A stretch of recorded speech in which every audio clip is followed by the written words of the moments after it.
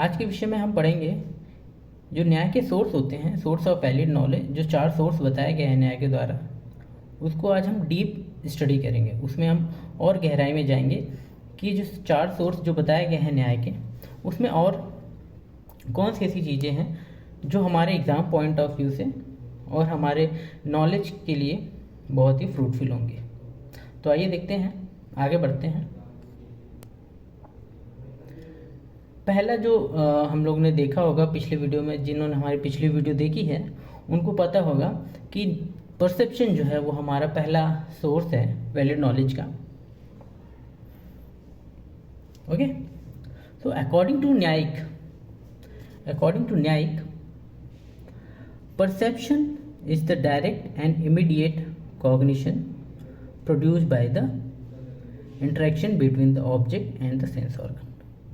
बताया गया है कि परसेप्शन जो है वो पहला सोर्स ऑफ नॉलेज है, और ये क्या है, ये direct, perception is a direct and immediate cognition produced by the interaction between the object and sense organ. हमारे सेंस ऑर्गन किसी भी ऑब्जेक्ट से उनका कांटेक्ट होता है तो उससे एक नॉलेज जनरेट होता है, और उस जो मेथड है उसको कहते हैं परसेप्शन। आप अगर ध्यान देते होंगे अपनी लाइफ में भी, तो आप जब भी किसी व्यक्ति से या किसी ऑब्जेक्ट से पहली बार आपकी मुलाकात होती है तो आप क्या बनाते हो, परसेप्शन। ओके, उसके हाव भाव को देख के, उसके व्यक्तित्व को देख के आप एक परसेप्शन बनाना शुरू करते हो। तो न्याय मानता है कि ये हमारा पहला सोर्स ऑफ नॉलेज होता है। परसेप्चुअल जो हमारा कॉग्निशन होता है उसके लिए 4 एलिमेंट बहुत ज़रूरी हैं। पहला है द सेल्फ, मतलब आप खुद। दूसरा है माइंड, तीसरा सेंस ऑर्गन, और चौथा ऑब्जेक्ट। यानी आपका दिमाग, माइंड, आपके सेंस ऑर्गन, और वो ऑब्जेक्ट जिसके विषय में आपको ज्ञान लेना है या जिसके द्वारा आप परसेप्शन कर रहे हैं। ये 4 चीज़ें होनी बहुत ज़रूरी है। प्रोसेस क्या होता है, the self is a contact with the mind. Self जो है, आपका जो सेल्फ है वो माइंड से क्या करता है, कॉन्टेक्ट में है। Okay, the mind is a contact with sense organ, और आपका जो माइंड है वो सेंस ऑर्गन से जुड़ा हुआ है।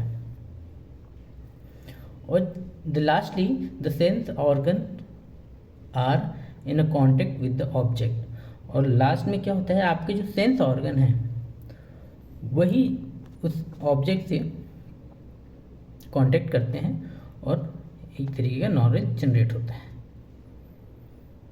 आगे बढ़ते हैं, टाइप ऑफ परसेप्शन। और परसेप्शन के टाइप्स क्या हैं।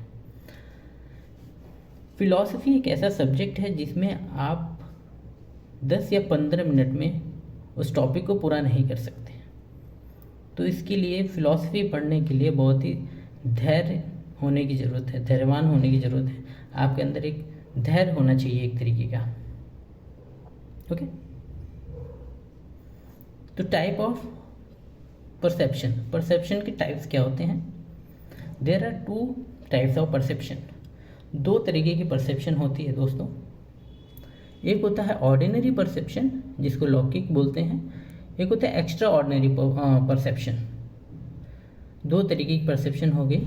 कौन कौन सा, ऑर्डिनरी परसेप्शन और एक्स्ट्रा ऑर्डिनरी परसेप्शन। अब इनके जो ऑर्डिनरी परसेप्शन है वो और भी परसेप्शंस में डिवाइड हुआ है। अब जो आप ये पर्पल कलर में देख रहे होंगे, ये सारा कुछ जो बताया गया है ये ऑर्डिनरी परसेप्शन के बारे में बताया गया है। इस पेज पे हमने केवल ऑर्डिनरी परसेप्शन की बात की है, और नेक्स्ट स्लाइड्स में हमने एक्स्ट्रा ऑर्डिनरी परसेप्शन की बात की है। अब ऑर्डिनरी परसेप्शन देखो होता क्या है दोस्तों। ऑर्डिनरी परसेप्शन दोबारा 2 परसेप्शन में डिवाइड हो गया है, एक्सटर्नल और इंटरनल। यहाँ आप देख सकते हो ये दोबारा 2 में डिवाइड हो गया है, एक्सटर्नल और इंटरनल। पहले हमने बात की, दोबारा एक बार रिवाइज करते हैं। पहले हमने बात की ऑर्डिनरी परसेप्शन और एक्स्ट्रा ऑर्डिनरी परसेप्शन। ठीक है। ऑर्डिनरी परसेप्शन जो है वो दो भागों में दोबारा डिवाइड हो गया है, एक्सटर्नल और इंटरनल। एक्सटर्नल और इंटरनल कौन से? Ordinary perception. तो एक्सटर्नल परसेप्शन वो है जो हमारे सेंस ऑर्गन परसेप्शन करते हैं, जो हमारे सेंस ऑर्गन जो महसूस करते हैं वो हमारा एक्सटर्नल परसेप्शन है। जैसे हमने कोई चीज़ खाई, वो मीठा है कि कड़वा है, वो हमारा एक परसेप्शन हो गया, वो हमारा एक्सटर्नल परसेप्शन हो गया, जो कि ऑर्डिनरी परसेप्शन का एक भाग है। दूसरा है इंटरनल परसेप्शन। देखिए दूसरा जो है वो क्या है? Internal perception. इंटरनल परसेप्शन क्या है? The contact occur between mind and object. जब कोई कॉन्टैक्ट होता है हमारे माइंड से किसी भी ऑब्जेक्ट का, तो एक तरीके का हमारा इंटरनल परसेप्शन है। As a result knowledge produce, जो हम नॉलेज प्रोड्यूस करते हैं, और नहीं सॉरी, उसके द्वारा नॉलेज प्रोड्यूस होता है, उसी को हम इंटरनल परसेप्शन कहते हैं। जैसे कि फीलिंग, डिज़ायर, ठीक है, जो आपकी फीलिंग है, जो डिज़ायर है, वो एक तरीके क्या है? वो एक तरीके का इंटरनल परसेप्शन है। तो हमने देखा यहाँ इस स्लाइड में हमने क्या देखा? इस स्लाइड में हमने देखा दो तरीके की परसेप्शन, ऑर्डिनरी और एक्स्ट्रा ऑर्डिनरी परसेप्शन के, और डीप में हमने जाना कि ऑर्डिनरी परसेप्शन क्या होता है। तीन ऐसे और सोर्स हैं जिसके द्वारा तीन और ऐसे परसेप्शन हैं जिनको ज्ञान का सोर्स माना गया है, ज्ञान की जो है वो परसेप्शन माना गया है। पहला जो है इनडिटरमाइंड परसेप्शन, निर्विकल्प। दूसरा है डिटरमाइंड परसेप्शन, तीसरा है रिकॉग्निशन। तो इनडिटरमाइंड परसेप्शन की बात करें तो इनडिटरमाइंड परसेप्शन को एक और नाम दिया गया, हिंदी में जो बोला जाता है वो है अव्यक्त, जिसे कि व्यक्त ना किया जा सकते। ऐसा नॉलेज जिसको कि आप एक्सप्लेन ना कर सकें, उसको होता है इनडिटरमाइंड। दूसरा है डिटरमाइंड परसेप्शन, जिसको आप एक्सप्लेन कर सकें, ऐसे नॉलेज जिसको आप एक्सप्लेन कर सकते हैं। रिकॉग्निशन, जिसको कि आप दोबारा रिकॉग्नाइज कर सकें। ऐसे तीन और परसेप्शन के बारे में बात किया गया है। अगला जो स्लाइड है वो बात करता है एक्स्ट्रा ऑर्डिनरी परसेप्शन के बारे में। किसके बारे में बात करता है? एक्स्ट्रा ऑर्डिनरी परसेप्शन के बारे में। ये प्रोवाइड करता है knowledge. It is a perception that provides knowledge even without the sense object contact. बिना हमारे सेंस ऑर्गन और कॉन्टैक्ट, जो हमारे सेंसेस हैं, उससे बिना किसी ऑब्जेक्ट के कांटेक्ट किए ही हम जो नॉलेज जनरेट करते हैं वो एक्स्ट्रा ऑर्डिनरी परसेप्शन है। जिसमें कि ये अगेन तीन तरीके की परसेप्शन में डिवाइड हो गया है। ओके, ऑर्डिनरी भी डिवाइड हुआ था, एक्स्ट्रा ऑर्डिनरी भी डिवाइड हो रहा है। तीन तरीके के परसेप्शन, जिसको कि सामान्य लक्षण। पहला क्या है? पहला है सामान्य लक्षण। पॉइंट आप देख सकते हैं, पहला है सामान्य लक्षण, यानी हम किसी भी ऑब्जेक्ट में जब हम कोई सामान्य लक्षण देखते हैं, या कह सकते हैं कि जब हम कोई ऐसी चीज़ ड्राइव करते हैं जो कि यूनिवर्सल है, उसको सामान्य लक्षण कहते हैं। ओके, सामान्य लक्षण जो होता है, जो पहली विधि बताई गई है सामान्य लक्षण की, ये बताया गया जब भी हम किसी भी दो ऑब्जेक्ट में या किसी भी दो से ज़्यादा ऑब्जेक्ट में जब सामान्य लक्षण देखते हैं तो हम उनको एक कैटेगरी में रख देते हैं। जैसे कि लिविंग थिंग्स और नॉन लिविंग थिंग्स। हमने बचपन में पढ़ा होगा कि लिविंग थिंग्स के कैरेक्टरिस्टिक्स क्या होते हैं और नॉन लिविंग थिंग्स के कैरेक्टरिस्टिक्स क्या होते हैं। हम ये जो हमारा परसेप्शन था वो किस बेस पे था? सामान्य लक्षण पे। हम लिविंग थिंग्स और नॉन लिविंग थिंग्स के एक सामान्य लक्षण के द्वारा ही, on the basis of common characteristics, हम उसको क्या करते हैं? एक कैटेगरी में रखते हैं। दूसरा जो है, जो बी है, वो है ज्ञान लक्षण, यानी ज्ञान के आधार पे। ज्ञान लक्षण perception is a perception through complex association. जब हम किसी में कॉम्प्लेक्स एसोसिएशन ढूंढते हैं, सामान्य नहीं कॉम्प्लेक्स एसोसिएशन ढूंढते हैं, तो वो हमारा ज्ञान लक्षणा के कैटेगरी में आता है। इन दिस केस, इस केस में क्या होता है, an object is not directly presented to the sense organ. इसका जो ये डायरेक्टली प्रेजेंट नहीं होता है, but it is retrieved in the memory through the past cognition of it and it perceived through a representation। ज्ञान लक्षणा जो है वो किसी सेंस ऑर्गन से ड्राइव नहीं होता है, ये आपका पूर्व ज्ञान पे आधारित होता है। पूर्व ज्ञान पे आधारित जो ज्ञान हम अर्जित करते हैं उसे हम क्या कहते हैं, ज्ञान लक्षणा।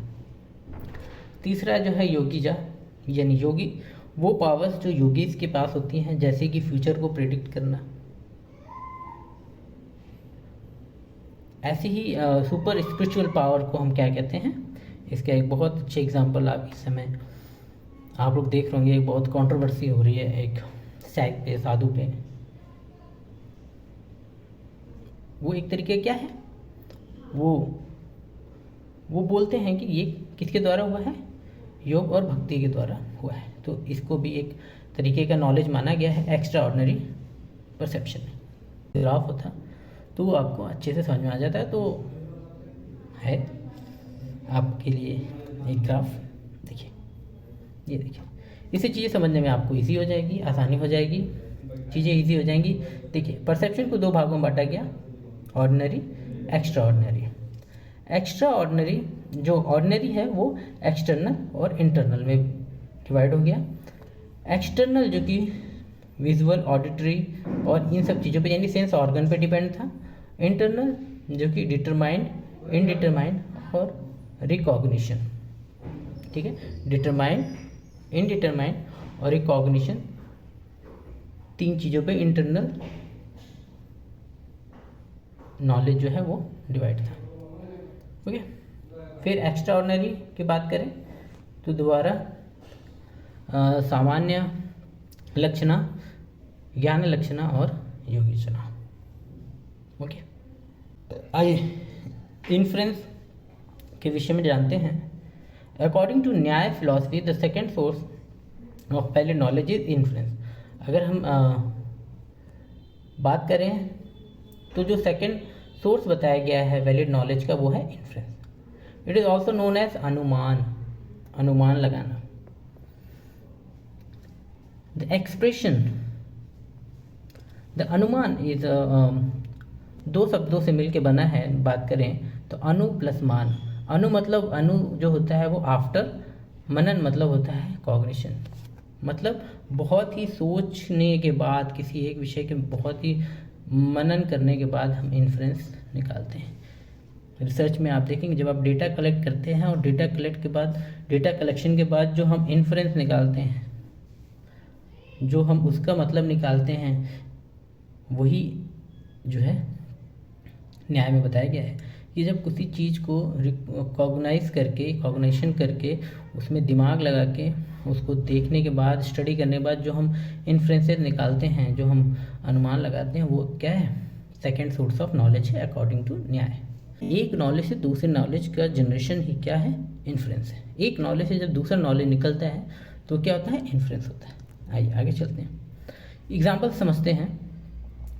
देखिए, कुछ टर्म आएंगे यहाँ पे, वो ध्यान में रखना बहुत ज़रूरी है, जो कि इन्फ्रेंस में आता है। मेजर प्रेमाइसेस, माइनर प्रेमाइसेस और कंक्लूजन।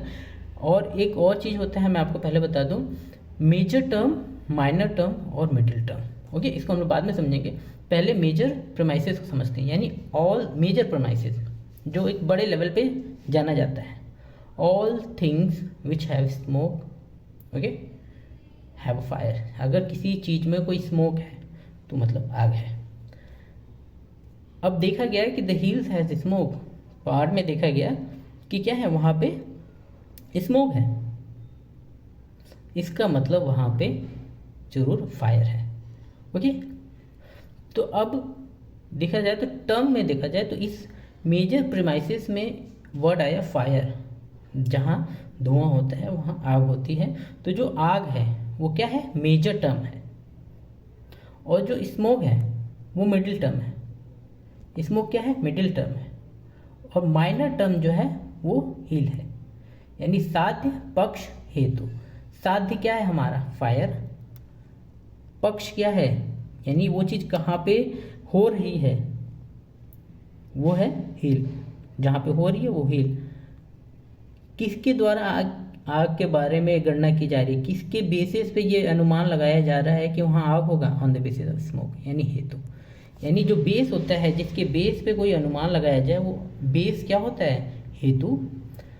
और जिसका अनुमान लगाया जाए वो साध्य। और जहाँ पे वो घटित हो रहा है वो पक्ष। ओके, अब आते हैं पिछली स्लाइड पे। Here smoke is middle term. Smoke क्या है? मिडिल टर्म है। Fire is a major term and the hill is a minor term. देखिए दोबारा वहाँ बात किया गया है इसी बारे में। इन एनी अनुमान, किसी भी अनुमान में व्याप्ति, जो रिलेशनशिप होता है उसको क्या कहते हैं? व्याप्ति। किसी भी अनुमान में जो रिलेशनशिप होता है उसको व्याप्ति होता है। क्वेश्चन बहुत बार आया है कि व्याप्ति क्या है अकॉर्डिंग टू न्याय, या पूछ दिया जाए कि अकॉर्डिंग टू न्याय, न्याय के अनुसार जब किसी भी दो चीज़ों के बीच में रिलेशन होता है, मिडिल और मेजर में, मिडिल, माइनर, मेजर में जो हमारा कंक्लूजन निकलता है वो उसको क्या कहते हैं? हेतु और साध्य में। तो हेतु और साध्य में जब कोई रिलेशनशिप निकलता है उसको व्याप्ति कहते हैं अकॉर्डिंग टू न्याय। ओके, आगे बढ़े। व्याप्ति हो गया है, डिफाइन हो गया है। Vyapti is defined as invariable, unconditional and universal relationship between middle term and major term. Major term क्या था? हमारा आग। मिडिल टर्म क्या था? हमारा जो स्मोक था। ओके, आगे बढ़ते हैं। अब फिलॉसफी इतनी जल्दी नहीं ख़त्म होगी, बहुत ही धैर्य की ज़रूरत होती है। अब इतना धैर्य नहीं है तो आप आगे बढ़ सकते हैं, इतना काफ़ी है इन्फ्रेंस। लेकिन और भी अगर आपको अगर मज़ा आ रहा हो पढ़ने में तो इसको बड़े आराम से देखिए, आज नहीं तो कल देख लीजिए। Inference is a two type. Inference दो तरीके की होती है, खुद के लिए, एक दूसरों के लिए, है ना। स्वार्थ और फॉर वन सेल्फ। क्या होता है? खुद के लिए, for one self and for other, ठीक है। परार्था। According to Nyaya, philosophy inference from other consist of 5 constituent. Okay, according to Nyaya, Nyaya के द्वारा जो होता है इसको दोबारा 5 कॉन्स्टिट्यूएंट में बांटा गया। जो अभी हम लोगों ने पढ़ा था उसको कुछ जान पहचान के वर्ड्स होंगे। There statement, there are 5 statement. Okay, this hill has fire. यहाँ पे क्या है? इस पहाड़ पे फायर है। प्रतिजना, इसको क्या कहेंगे? किसी ने अगर कहा कि अरे वहाँ आग लगी है, किसी का ये स्टेटमेंट हुआ कि वहाँ पे आग लगी है, उस पहाड़ पे या उस हिल पे आग है, तो इसको क्या कहेंगे? प्रतिजना। क्या कहेंगे? प्रतिजना। अब बिकॉज देयर इज स्मोक, किसी ने पूछ दिया कि भाई ऐसा क्यों कह रहे हो? राम ने कहा कि आग लगी है, श्याम ने कहा ऐसा क्यों बोल रहे हो?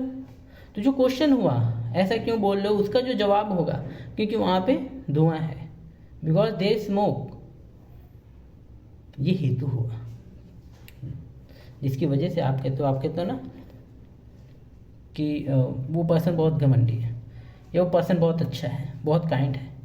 ये आपका क्या है? प्रतिजना है, ये आपका अनुमान है, आपने कुछ सोच के ही कहा होगा, कारण उसकी कुछ हरकतें होंगी। कंजूस है। कंजूस क्यों है? क्योंकि वो पैसे कम खर्च करता है, कहीं भी जाता है तो कम पैसे लेके जाता है और कम पैसे खर्च करता है, ये हेतु है। Whenever there is smoke, there is fire. अब राम ने बोल दिया आग है, श्याम ने पूछ दिया कैसे, बोल दिया स्मोक है, तो इसने कह दिया तो क्या हुआ? स्मोक है ना, आग तो नहीं है। श्याम ने कहा वहाँ स्मोक है, आग तो नहीं है। तो राम ने कहा नहीं, जहाँ पे स्मोक होगा वहाँ पे आग होगी, जहाँ पे स्मोक होगा वहाँ पे आग होगी, ठीक है। इसको कहते हैं उदाहरणा, उदाहरण दिया कि अभी आग जलाओ, देखो धुआं निकलेगा।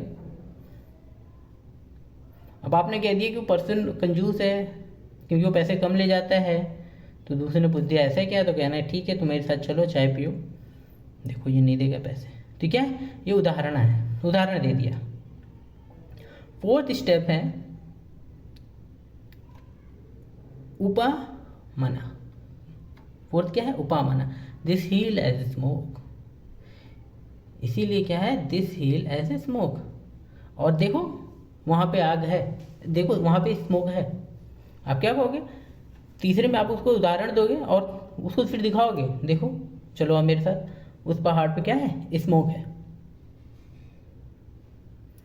वहाँ जाओगे आप, देखोगे हाँ भाई वाकई में स्मोक है, फिर आप भी कहोगे या therefore this hill has fire, आप भी मान जाओगे कि वहाँ पे फायर है। इसको कहेंगे निगामन, वही इन्फ्रेंस। ओके, तो पहला प्रतिजना, आपने स्टेटमेंट दिया कोई, फिर आपने उसका कारण बताया, फिर आपने उदाहरण भी दिया। उदाहरण के बाद आपने दिखाया उसको कि देखो स्मोक है, स्मोक को भी प्रूफ करना है आपको, तो आपने प्रूफ कर दिया कि स्मोक है, और फिर ये जनरलाइज हो गया, ये इन्फ्रेंस हो गया, सब मान लिए कि हाँ भाई वहाँ पे आग हो सकती है। पूरे यूट्यूब में कहीं भी इतने आराम से कोई भी फिलॉसफी नहीं पढ़ाई जा रही होगी। ओके, दूसरा है कंपैरिजन, उपमाना।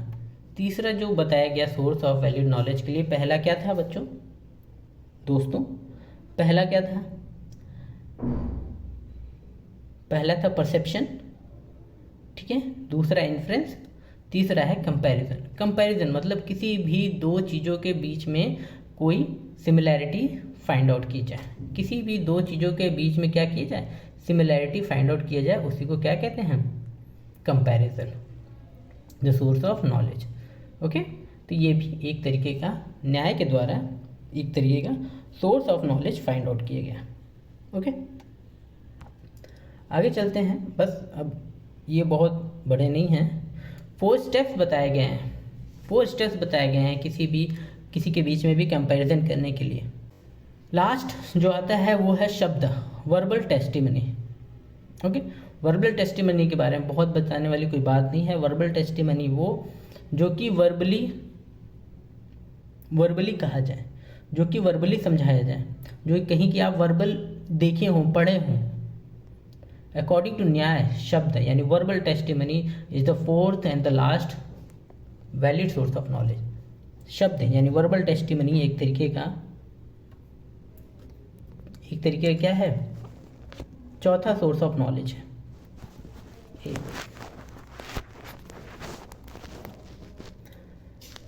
ये एक तरीके क्या है, चौथा सोर्स ऑफ नॉलेज है। शब्द लिटरली मीन वर्बल नॉलेज, शब्द का मतलब होता है एक तरीके का verbal knowledge. It is the knowledge of object derived from word or sentence, but all verbal knowledge is not valid। अब कोई पागल व्यक्ति कुछ कह रहा है तो आप उसके नॉलेज को नॉलेज थोड़ी ना मानेंगे। तो जो नॉलेज कहा जा रहा है वो किसी एक अथॉरिटी के द्वारा कहा जा रहा हो। अब क्वेश्चन उठता है कि वो रिलायबल पर्सन कौन होगा, पल्सर नहीं, पल्सर मेरे पास गाड़ी है, रिलायबल पर्सन कौन होगा, ये क्वेश्चन उठता है कि कौन ऐसा अथॉरिटेटिव होगा जो उसके बारे में कहेगा। तो जो रिलायबल पर्सन वो होगा जो उस फील्ड में, अब उस समय में इन्होंने लिख दिया है कि ऋषिज हो गए, आर्याज हो गए, ठीक है, तो इन लोग के बारे में लिखा है। बट इस समय के अगर बात करें तो इस समय कौन होंगे, उस फील्ड के प्रोफेसर होंगे, एक्सपर्ट्स होंगे, टीचर्स होंगे। ओके, उनके बारे में आप उस विषय में पूछ सकते हैं। तो ये है वर्बल टेस्टिमनी। धैर्य रखिए, ये आई थिंक लास्ट स्लाइड होगा। कितना बना दिया गया है, कितना बना दिया तुम लोग। So there is two different kind of शब्द, okay, two different kind of. यहाँ आप देख सकते हो एक ए है, यहाँ पे देखिए ए जो है वो 2 में डिवाइड हो गया है, बी भी 2 में डिवाइड हो गया, टोटल 4 हैं, बट बेस जो है वो 2 ही है, ओके। तो पहला जो बेस है, जो ए है, ये देख लीजिए, जो ए है वो मीनिंग पे, ये जो ए और बी है वो किस पे, मीनिंग पे है। ए जो है वो मीनिंग पे है। जो दूसरा है वो वर्ड कहाँ से डिराइव्ड हुआ है, ओरिजिन कहाँ है उस वर्ड का। तो दूसरा जो बेस है वो ओरिजिन है और पहला जो बेस है वो है मीनिंग का, ठीक है। पहला है दृष्टता, जिसको आप देख सकें, जैसे table is green, sorry table is brown and grass is green. यहाँ पे ग्रास होगा, यहाँ पे सॉरी, यहाँ पे जो ग्रास है इसको हटा दीजिएगा, यहाँ पे ग्रास होगा, ग्रास इज ग्रीन, जो आप देख सकें, ओके, वो होगा दृष्टता। अदृष्टता जिसको आप देख नहीं सकते हैं, जैसे duty is god, truth is noble, आप देख सकते हैं, नहीं देख सकते हैं। दूसरा जो है ओरिजिन है, लौकिक और अलौकिक। न जाने कितनी बार इंडियन फिलोसफी में ये 2 शब्द आएंगे, हमेशा मान लीजिए। लौकिक मतलब आज के समय में आधुनिक दुनिया के बारे में बात हो रही है, अलौकिक मतलब बियॉन्ड, बियॉन्ड क्या, बियॉन्ड फिजिक्स, मेटाफिजिक्स के विषय में बात हो रही हो, ओके। तो लौकिक हमेशा एपिस्टेमोलॉजी, जिसके बारे में हम देखते हैं समझते हैं, अलौकिक मतलब मेटाफिजिक्स, जिसके बारे में आप नहीं देख सकते हैं। तो इसमें जो लिखा गया है लौकिक, लौकिक का मतलब होता है सेकुलर, सेकुलर को यहाँ वो वाला सेकुलर मत लीजिएगा जो इस समय पॉलिटिक्स में चल रहा है। सेकुलर का मतलब होता है कि समाज के विषय में, अलौकिक का मतलब होता है गॉड के विषय में, अलौकिक दुनिया के बारे में बात हो रही हो। ये 2 शब्द, 2 कैटेगरी थी शब्द की। अब फाइनली आपको लगता है कि न्याय खत्म हो गया है, बट एक वीडियो और आएगा न्याय के विषय में, उसमें भी बहुत कुछ खास है और वो बहुत बड़ा नहीं होगा, वो 5 से 10 मिनट का वीडियो होगा। यहाँ पे हमारा जो एक फॉर्मली जो लोग जानना चाहते हैं न्याय फिलॉसफी के बारे में, यहाँ तक सारी जानकारी दे दी गई है। आगे एक 5 से 10 मिनट का वीडियो एक और होगा जो हम अगली बार लाएंगे न्याय के विषय में। उस तीसरे वीडियो में, इन 3 वीडियोज़ में न्याय फिलॉसफी आपकी ख़त्म हो जाएगी और इससे बढ़िया कंटेंट और एक्सप्लेनेशन शायद ही किसी भी बड़े से बड़े चैनल्स की बात कर रहे हैं, बड़े बड़े टीचर्स की बात कर रहे हैं, इससे अच्छा कंटेंट और इससे अच्छा एक्सप्लेनेशन तो खैर वो मैं अपने बारे में नहीं बोलूँगा, बट जो कंटेंट कलेक्ट किया गया है डिफरेंट सोर्सेज से, ऑथेंटिक सोर्सेज से, केवल गूगल से नहीं, ऑथेंटिक सोर्सेज से, ऑथेंटिक बुक से जो ये डेटा कलेक्ट हुआ है 100% ऑथेंटिक है। इस नोट्स के बेस पे आप किसी भी आंसर की को चैलेंज कर सकते हैं, इतना अच्छा कंटेंट है ये। आगे एक और वीडियो आएगा। कोई भी सुझाव हो, किसी तरीके की सुझाव हो या कोई वीडियो में सुधार करना हो या कोई आपको न्याय से रिलेटेड कोई क्वेश्चंस हो तो आप बेशक पूछ सकते हैं। कोई भी क्वेश्चन हो आप हमसे पूछ सकते हैं, अपने सुझाव हमें दे सकते हैं। तब तक के लिए सुनने के लिए बहुत बहुत धन्यवाद। अगर आपको आशा करते हैं कि आपको काफ़ी जानकारी मिली होगी न्याय फिलॉसफी के बारे में। धन्यवाद।